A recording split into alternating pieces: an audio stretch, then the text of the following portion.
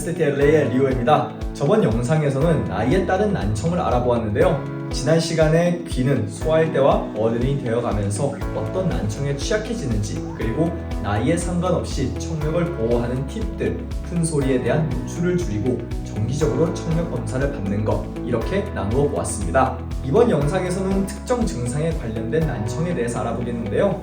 귀에서 소리가 어떤 영향을 끼치는지, 귀에서 삐 소리가 나는 이명은 어떤 기전으로 발생하는지 이야기하고요. 일반적인 보청기에서 충분한 효과를 보지 못하셨을 경우에 할 수 있는 이식형 기구들에 대해서도 알아보도록 하겠습니다. 특정 증상에 관련된 난청으로는 소음성 난청, 큰 소리가 난청에 끼치는 영향에 대해 알아볼 거고요. 이명, 삐 소리가 정기적 또는 비정기적으로 들리는 현상, 이식형 보청기구들, 골전도 보청기나 인공 와우가 있습니다.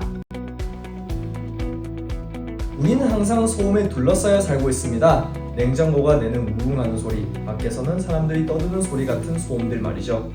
어떤 소리들은 큰 문제를 일으키지는 않지만 어떤 소리들은 너무 크거나 너무 오랜 시간 동안 노출될 경우 우리 청력에 손상을 줄 수 있습니다. 이렇게 소음으로 인해 발생된 난청을 소음성 난청이라고 부르는데요. 미국 질병관리본부의 발표에 따르면 4천만 명의 미국인이 이러한 난청을 겪고 있다고 합니다. 소음성 난청은 폭발과 같은 단일 이벤트에서 발생할 수도 있고 큰 소리의 지속적인 노출로 인해서도 발생을 할 수 있습니다. 소음성 난청에 취약한 계층으로 청소년과 청년들이 있는데요. 보통 취미생활, 여가생활 등의 큰 소리에 노출이 많이 되거나 라이브 공연이나 이어폰에서 음악을 크게 듣는 경우들이 대표적입니다. 국제보건기구인 WHO에서는 공연장이나 개인 미디어 기기들로 인한 소음성 난청에 노출된 청소년과 청년들의 인구가 11억이 넘을 것이라고 경고하기도 하죠. 이런 큰 소리는 우리 뇌에 있는 청세모의 손상을 강하게 되는데요. 이런 경우 안타깝게도 한 번 손상이 되면 다시 회복이 되지 않습니다. 소리의 크기는 데시벨로 측정되는 거 기억하시죠? 85데시벨 또는 그 이상의 소리에 지속적으로 노출이 되면 이 청세모들이 손상을 입게 됩니다. 소음의 크기가 커질수록 노출 가능 시간도 줄어들게 되는데요. 예를 들어 지하철 소음의 경우 90데시벨이 되는데 노출 가능 시간은 2시간 정도가 됩니다. 소리가 큰 콘서트의 경우 100데시벨, 15분 정도로 줄어들고 총소리의 경우는 140데시벨, 노출 가능 시간이 1초도 되지 않습니다. 그렇기 때문에 만약 본인이 소음이 있을 거라 예상되는 환경에 가신다면 소음 차단 장비를 챙기시고 소음에 노출이 되는 시간에 신경을 쓰시면서 청력을 보호하시는 것이 좋습니다. 난청에 이어서 저희를 찾아오시는 흔한 이유는 바로 이명입니다. 이명은 특별한 다른 증상 없이 귀에서 삐 하거나 파도 소리 또는 그냥 잡음같이 들리는 현상입니다. 계속 들릴 수도 있고 들렸다 들리지 않았다 하는 경우도 있습니다. 이명 자체는 독립적인 질환은 아니지만 이명은 큰 소음에 대한 노출, 노인성 난청 또는 귀지로 인해 귀가 막혔을 때도 발생할 수 있습니다. 이명에 관한 가설 중 많이 인정되는 것은 난청의 합병증이라는 건데요.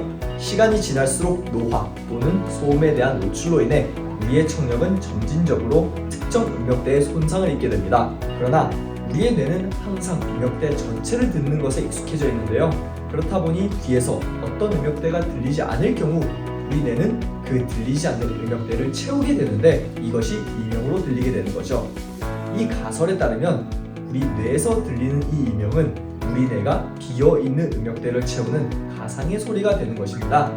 이런 경우 이명을 덮어줄 수 있는 소리가 없는 조용한 곳에서 더 눈에 띄게 들리게 되죠. 이명이 우리 삶에 주는 영향을 최소화하기 위해서는 여러 가지 관리 방법이 있는데요. 아마 왜 보청기가 이명에 도움이 된다고 하지? 라는 생각을 할 수도 있을 것 같습니다. 왜냐면은 이 가상의 소리는 들리지 않는 음역대를 보충하기 위한 뇌의 반작용이기 때문에 반대로 들리지 않는 음역대의 소리를 들려주게 되면 이명의 소리가 줄어들 수 있는 거죠. 여기에서 보청기가 주변의 모든 소리와 사람의 대화 소리를 키워주어서 이명의 소리를 덮어주고 들리지 않는 음역대를 채워주는 역할을 하는 거죠. 보청기 말고도 빗소리나 화이트 노이즈 같은 아스커라고 불리는 앱이나 기계를 사용할 수도 있습니다. 심리행동 치료를 통해서 이명에 관련된 불안감을 줄여주는 방법도 효과가 있고요. 그렇지만 이명이 심해서 일상생활에 지장을 줄 정도라면 반드시 청능사를 통해서 자세한 검사와 상담을 받으시고 증상을 줄여주고 삶의 질을 회복시킬 수 있는 방향을 같이 찾아가시기 바랍니다.